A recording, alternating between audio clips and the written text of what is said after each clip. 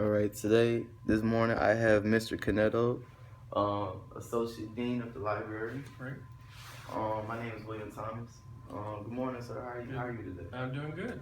That's good. Today I want to talk to you about your past experiences working in the library and like your specific how you feel about the library. Like what do you think has been the best assets the library has contributed to the university Okay. and everything. So to start off, how you feeling today? I'm doing good. I have not been outside but once today, so I haven't had to deal with the heat, so I'm doing good. Oh, that's good because it's short high outside. Yeah, you're right. You do not want to experience that right now. That's for sure. Wait till it cools down a little bit in the afternoon. Early morning or late afternoon? Late afternoon, about 5 or 6 o'clock. Right. And everything. So first question I want to ask is when did you begin working here at MSU in the library? I actually started working in the library as a student assistant. So I was a library student assistant while I was working on my undergraduate degree. Okay. Back in the late 80s. And then I started working here as a staff member in 1990. All right. After I graduated from Mississippi State and with a major in communication department. Okay. So I started off as a library systems operator. That was my first job at the library, and then over the years that job has morphed into other positions and taken on additional responsibilities. And last year I was named as the associate dean for the library. Okay. So it's been a great career for me. I've been here now 26 years as a staff member, and I've seen a lot of changes over those years, which has been cool. That sounds pretty good, Mr. Canneto. I'm very intrigued by it. So you say you was a student worker back then? Back then, yep. And at that time there was only one computer in the building. Oh man! So I was able. Yeah, I mean there was one computer, and I helped teach the secretaries how to use that computer, and that kind of led me into working with the automation system in the late 80s and early 90s, and essentially that's what I was doing throughout my career, has been working with the technology side of bringing more technology into the library. Okay. So I've been a part of that whole process this whole 26 years. Okay. And seen it move from that one computer to 300 or 400 that we have now in the library, and of course going from everything being done manually to everything being done on the computer as it is today. That's a huge transformation. Yeah, huge transformation. Well, that's good. Also, going to the next question, I want to ask what exactly is your position in the library? Like, what is the associate dean? Associate dean is a new title or new position that we added. The dean added last year. Essentially, I report directly to the dean, and so it's the hierarchical structure is the dean, and then myself as the associate dean, and then we have two other associate deans that are over their particular areas. But as associate dean, I work directly with the dean, and am in charge of things when she's not here. Right. I also have some direct responsibilities in that I manage the Access Services Department, the Digital Media Center, the Digital Preservation and Access Unit, our Systems Group, and our Web Development Group. Yeah. So those all, they're coordinators over each of those units, and they all report directly to me. Okay. So you're over everything that has to do with broadcasting, or the tools that a lot of people would need to go in and help. Just help with their photos and videos and everything. Right. That's cool, man. Yeah. It's a growing program, and I think the library has made a lot of advances over the last couple of years. Yeah. And we have a great partnership with the Department of Communication right now, which you may be aware of. We're working with the department to essentially take the Digital Media Center and propel it forward into some new technologies that have not been in the library previously. Right.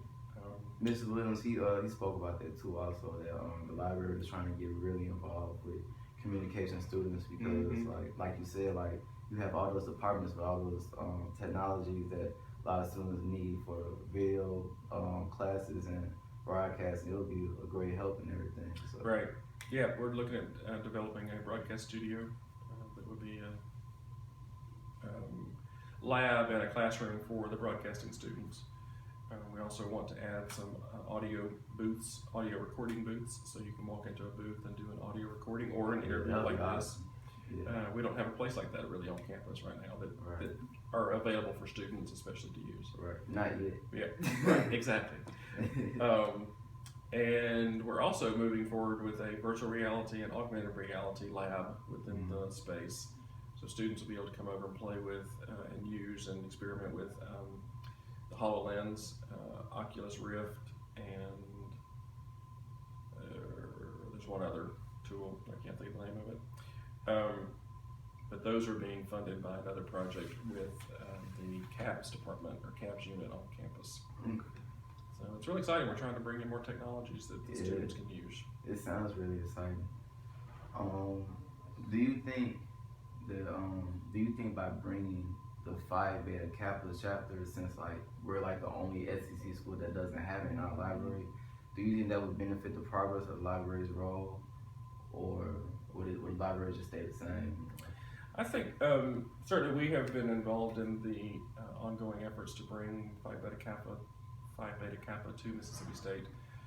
Part of that application process has a section about the library, so we talk about how we see ourselves fitting into that role. And I definitely think that there are a lot of advantages that will come to the library if we are designated as a Phi Beta Kappa chapter. One of the things that we're excited about is that we have been seeking for membership in the Association of Research Libraries, and many times those kind of go in hand. If we can get Phi Beta Kappa designation, then I think that will help us get the Association of Research Libraries designation. Like they'll bring in more attention to what we need in the library. Right.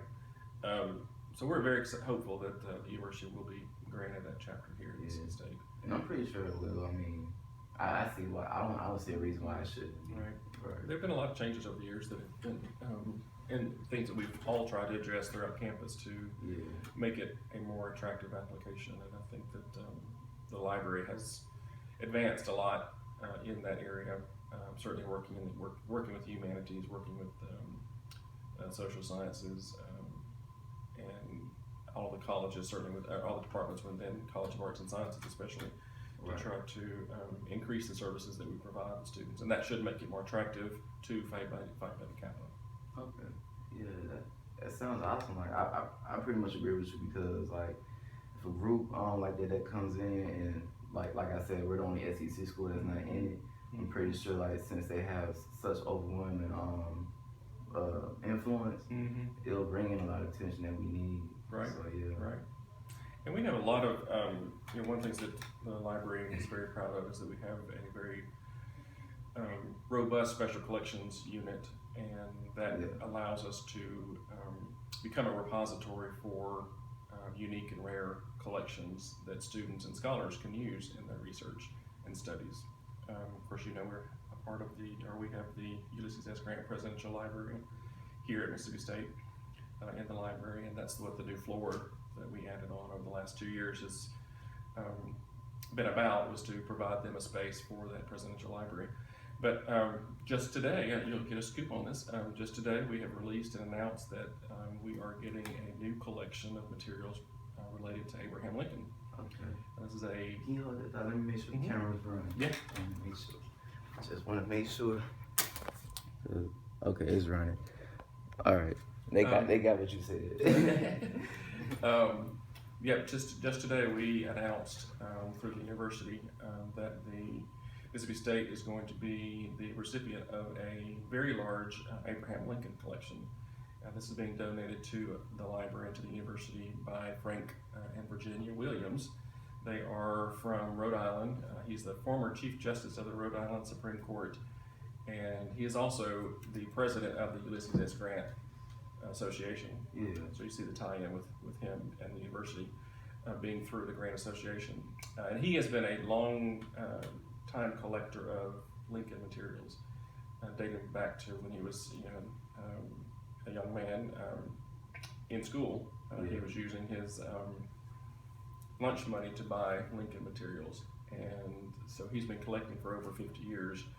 and the collection has been valued at over